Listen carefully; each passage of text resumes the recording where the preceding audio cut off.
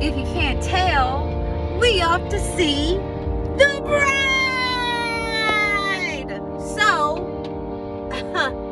I'm excited. I think it's gonna be an absolutely fantastic movie. And even if it's not, I'm so in for it. Here we go. All right, here we go.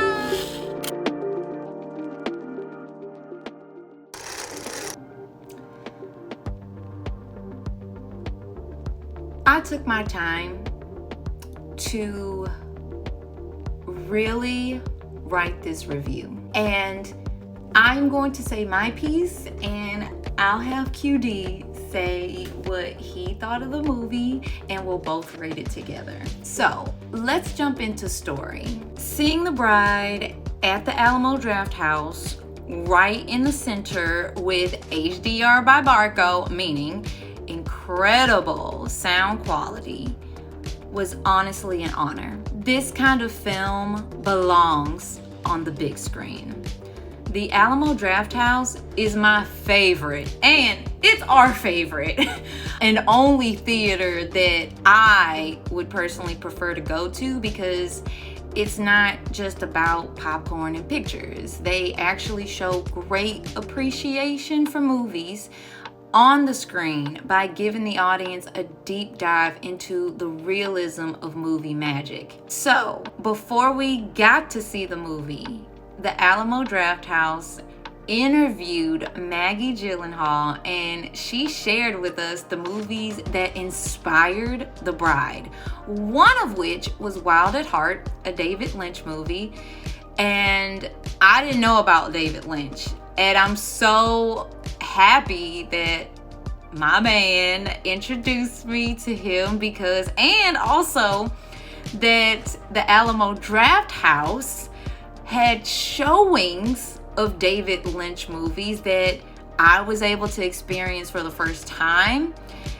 And I will say that in experiencing David Lynch's movies, they belong on the big screen. And when actually experiencing his way of telling stories, I was cultured in a way that expanded my appreciation for movies. Other movies that Maggie said inspired her was Thelma and Louise and Persona, if you've seen it. Or even if you have an inkling of what the movies are about, you'll get the picture. All in all, I have to say, what really stood out in what she said about her inspiration from these movies was about how powerful it is when directors give characters space to simply be.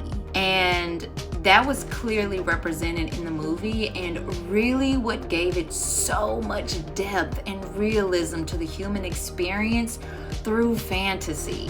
This isn't just a monster movie. It isn't just romance. It's a story about love, autonomy, and learning how to exist beside another person without betraying yourself. The love in this film feels real. Not transactional, not forced, not formulaic. It's about two people learning how to coexist while honoring their individuality and, in a sense, their own demons. Honestly, this story had me in awe. At some point, I realized that my mouth was wide open from astonishment from the beginning. And it also had me in tears. And even as I intentionally have written these words for this review, it still leaves me with gratitude and awe. It reminded me deeply of my own relationship, protecting each other's freedom while protecting the love itself that we cultivate for each other. It also explores something really important. Connection is not black and white. Love requires grace, forgiveness, and the courage to live authentically. And when I say love, I'm not throwing that out. It's not as if I'm throwing it out to someone else. I'm starting here, like right here, where I am with who I am. And the pacing of the movie is patient, and that patience gives the characters and the situations space so that the audience can feel how that space is real to our life. So what I'm really adding on to this because I appreciated the space that was given to the situations, because where we feel like we want to be free and then we leave the safety of our homes and we go out and we experience the world, and as much as we want to say, I am in control, I am the dominant force, when the world wants that, when the world wants to suffocate you, wants to exploit you, it's not black and white. It could be something that, as you in your freedom would choose to experience yourself in the world, and as there is a process of exploitation, and then at the cuff of exploitation, what do? How do you protect yourself? How do you protect the integrity of your autonomy? And so, because there was space given, which is clearly strategically done and intentionally done for the characters to really flow and the situations to flow, it also gives the chance for the audience to have space to truly sit with each moment and enjoy the ride. Jessie Buckley, the bride, Jessie Buckley commands the screen with her movement, her presence, and emotional intensity. Her performance shows the struggle of reclaiming identity, fighting the voices that try to define her, and choosing to take her life back and define it for herself. There's a moment where she rises into her power, and it genuinely feels like watching a phoenix come alive. Her monologue especially was incredible, intense, captivating, and completely her own. And just so you know, it being completely her own is what made it just so captivating, because when she does her monologue, open your heart and open your mind and just feel it. And Christian Bale as Frankenstein, which I just learned that you helped adoptee families come together and you built a community for them. Oh my God, like Christian Bale brings an astounding amount of depth and innocent wit to Frankenstein. He doesn't see himself as a monster. He sees himself simply as himself. And because of that, he understands the vulnerability of being human. What he longs for is what we all long for: love, connection, and someone to witness that we lived. What I loved most is that his character removes the competition from love. Instead of control, he offers space, allowing the bride the freedom to choose her own path, even if it's with or without him. The chemistry between the two characters feels alive and organic. Their connection evolves like an ocean, shifting, emotional, and deeply human. The cinematography? Immaculate. The film blends classic horror aesthetics with gritty comic book darkness. Something that like The Joker and Dark Knight does, though this movie takes them all. Like, I thought that at least Joker Folie à Deux would have kind of like the same feeling and depth and creativity and imagination and understanding that the art, that the audience is smarter than you would think that we are, because we're paying attention here. And this movie just takes that vibe and it is at the top for me. It is just at the top. It's just, Yes, this is where we're in 2026. Give us what you got. Give us the artistry. And The Bride did that. The Bride meets us where we are, and it invites us into the experience. So in the way that the cinematography really ties it all together, giving it a feel, giving it life, giving us something to really just be amazed at. Like I said, immaculate. And at the same time, the cinematography carried such a nostalgic elegance. The use of color, texture, and visual composition feels intentional and stylish throughout the film. Everything about it feels crafted with absolute intention. Okay, so now I'm gonna go get my man and let's see what he thought about the story, the actors, and the cinematography. My duty in the house. Pew, pew, pew, pew, pew. Okay, actually, all right, babe. So share what you thought about the story of The Bride. I thought the story was great, and it was not exactly what I expected. I had thought that for some reason I thought that like they had like killed that girl and like then brought her back to life. I'm glad that it didn't. It was not like that. Right. I thought Christian Bale was amazing. And she's acting absolutely phenomenal. And I thought, I wish I knew her name because I feel embarrassed. Buckley. But she did a phenomenal job, and so did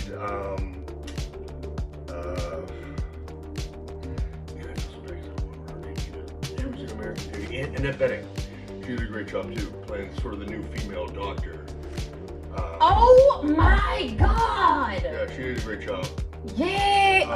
Oh my God. The entire cast did a great job. Yeah. Peter Skarsgård. When I see Peter Skarsgård, He was the detective. was he on Flight Plan with Jodie Foster? The detective? No, yeah, I think he was Okay, on. I haven't seen Flight Plan. I don't think I've ever seen I it. think he was on Flight Plan, But, and ever since then, I thought he was sketchy, but he was really cool in this role. He plays a good villain. He does. It's But he crafted. plays a good supporting role also. Yeah, he But did he's so well. always good. They had a phenomenal cast. It's obvious that Maggie Gyllenhaal is, very Skilled. comprehensive director, and that movie was truly an experience. It was absolutely something that if you can catch it in the theater, I would say is totally worth it. You won't be disappointed if you want to have a good, overall movie-going experience. And I thought it was really cool that I found the character of the monster really likable. They did a great job of sort of making him he had a cool personality, and he was like, I have never seen the monster sort of portrayed like that before. He was very he was smart, he was sensitive, but he also had the gap where he didn't totally understand people. Well, there was an innocence that he maintained. Yeah, and it was great. I had a great time, and I'm really glad that we got to see it together. What did you think about the cinematography? I thought that they did a great job of making that movie experience all the way around. The sound was great. HDR by Marco. I'm sure that that did add to it. I'm sure. So Alamo Draft House, they always hook it up. They're always great. It was a great cinematic experience, and it definitely was a new continuation, or a related Frankenstein, connected to the Frankenstein lore and the history and the mythology and everything. It was worthy. It did its own thing, but it still remained, I guess, respectful of the source material and the original themes. So that's my drop the 411. I usually avoid romantic films. I tell you this all the time. He knows more about romantic films than I do. It's because they tend to feel like really superficial, but this story felt honest and emotionally grounded. And emotionally a roller coaster as well, in the most satisfying way. For me, this definitely lands in my energetic top 3 movies for the last couple of years. And I absolutely adored it. For me, this is the romance of the modern age. So I give it a 9.5, and it is absolutely a cedar, if you can't tell. Babe, what would you rate it?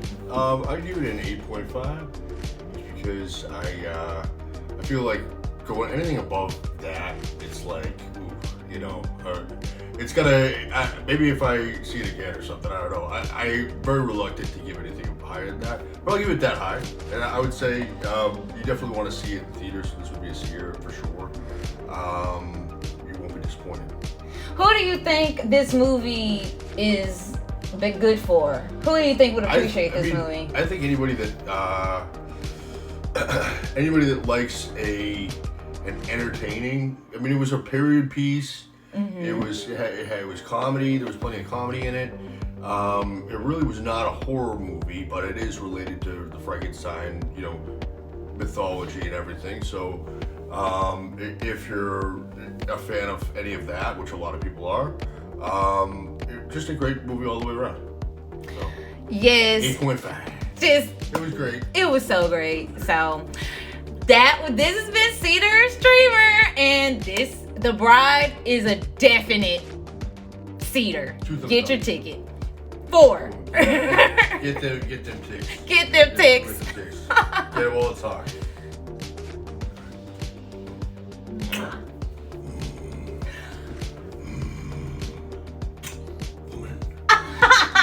Bride. My bride. My Frankenstein. Alright, rather Dracula. Actually, yeah, he'd rather be Dracula. Dracula's cooler. But yeah. Well, Maggie, Right. Maggie, do Dracula. Please, do us a Nosferatu or something.